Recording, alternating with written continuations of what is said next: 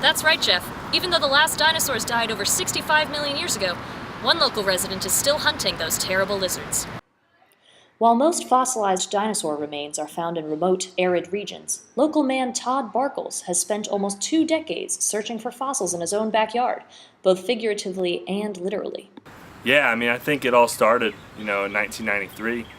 That was when Jurassic Park came out, and man, I saw that probably 5 or 6 times and just became really enveloped in that whole experience. After seeing Jurassic Park, Todd began digging in the woods behind his parents' house, hoping to find the remains of one of the many tyrannosaurs that populated North America during prehistoric times. This newfound love of paleontology, however, was not the only love that Jurassic Park sparked that summer. Yeah, I was looking at the drive-in that summer, and this boy used to come in a Jeep, painted like the ones from Jurassic Park, and try and order for me. He was really awkward.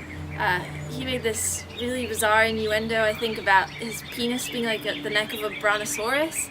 But he ordered shakes for me, so I felt obligated to talk to him. And here we are.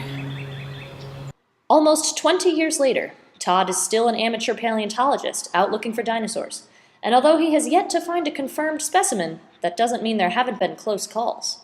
Yeah, about 3 years ago I was out in the woods digging when I found what I thought was the arm bone of an adult male tyrannosaur.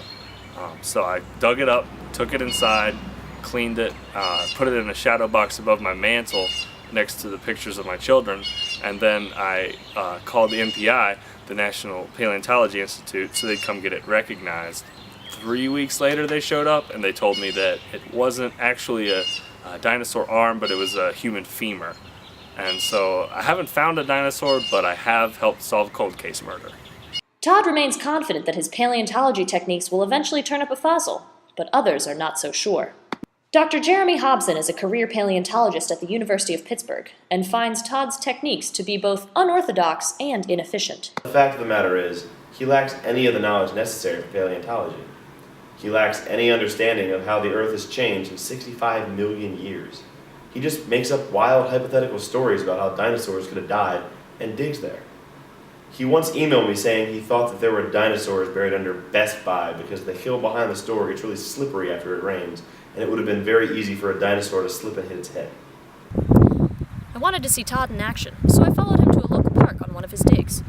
While his passion for dinosaurs was clear, so were some of the criticisms that Dr. Hobson talked about. Okay, so the sun is very bright out in this field anytime after 1.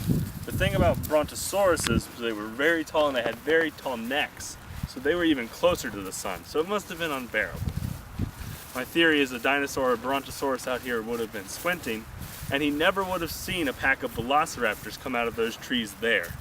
I know that velociraptors would have lived there and that it would have been a good place to hide because there are at least 8 skunks that live there.